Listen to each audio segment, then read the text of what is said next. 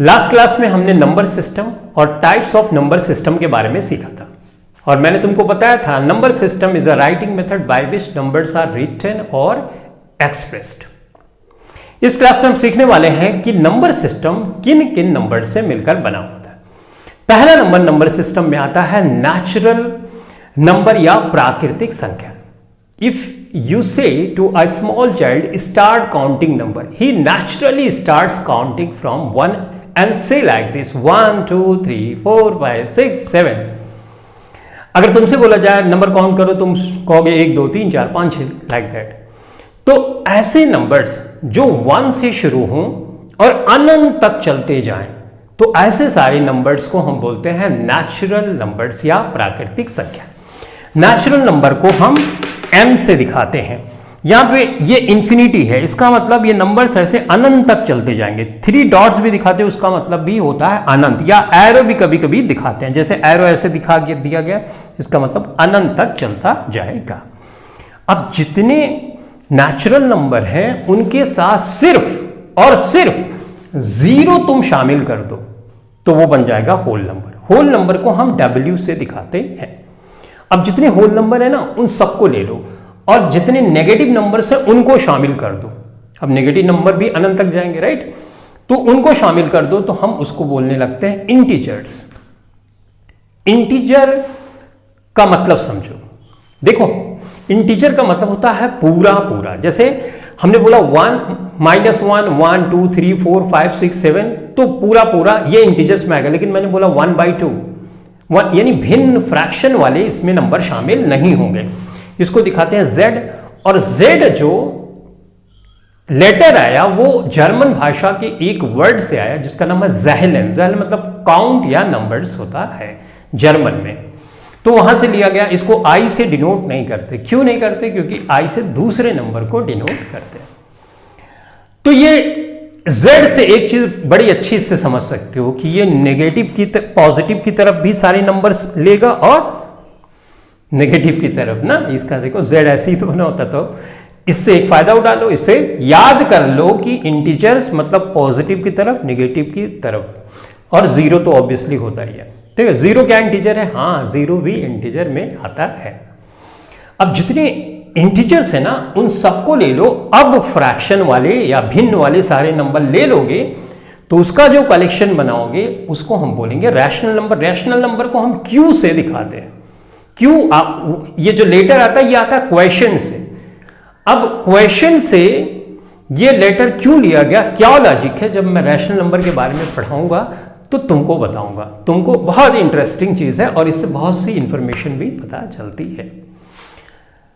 तो हमने समझ लिया रैशनल नंबर या परिमेय संख्या के बारे में। अब जितने रैशनल नंबर होते हैं उन सबको ले लो और जितने इरैशनल नंबर होते हैं, अपरिमेय संख्या होती है, उनको शामिल कर दो तो बन जाता है रियल नंबर। और रियल नंबर को हम R से डिनोट करते हैं। जो ये इरैशनल नंबर है इसको P या S से दिखाते हैं। इरैशनल नंबर में पाई आता है। पाई तुमने सुना होगा ना, 22/7 22/7, जिसकी अप्रॉक्सीमेट वैल्यू होती है या 3.14। लेकिन पाई की actual value, real value unlimited decimal point के बाद चली जाती है। लोगों ने 10-10 हजार डिसिमल पॉइंट तक वो नंबर्स याद किए हैं जिससे उन्होंने रिकॉर्ड भी बनाया है। तो इसका मतलब पाई की जो वैल्यू हम इस्तेमाल करते हैं 3.14 या 22/7, ये इरैशनल नंबर नहीं है, ये रैशनल नंबर में आता है। अब इसको पहचानने का बेस्ट तरीका, पाई तो याद ही कर लो, प्लस ये रूट वाले जो नंबर होते हैं ना वो होते हैं इरैशनल नंबर, रूट वाले। लेकिन परफेक्ट रूट, स्क्वायर रूट वाले छोड़ के, जैसे √4 है तो इसका स्क्वायर रूट निकालोगे 2 आ जाएगा, राइट? तो ये तो इंटीजर में आ जाएगा। तो परफेक्ट वाला नहीं, जिसका स्क्वायर रूट तुम पर आसानी से निकाल ले रहे हो, वो वाला नहीं। उसके अलावा जैसे √5, √7, √11, √13, ये सारे नंबर्स इरैशनल नंबर में आते हैं। तो हमने समझा इरैशनल और रैशनल को मिला दो, रियल नंबर बन जाता है। और रियल नंबर के बारे में तुमने बुक में पढ़ा होगा और कई बार सुना भी होगा कि रियल नंबर, तो तुम सोचते होगे ये रियल नंबर है क्या। तो अभी समझ में आया, रियल नंबर रैशनल नंबर और इरैशनल नंबर को मिला के बनाया जाता है।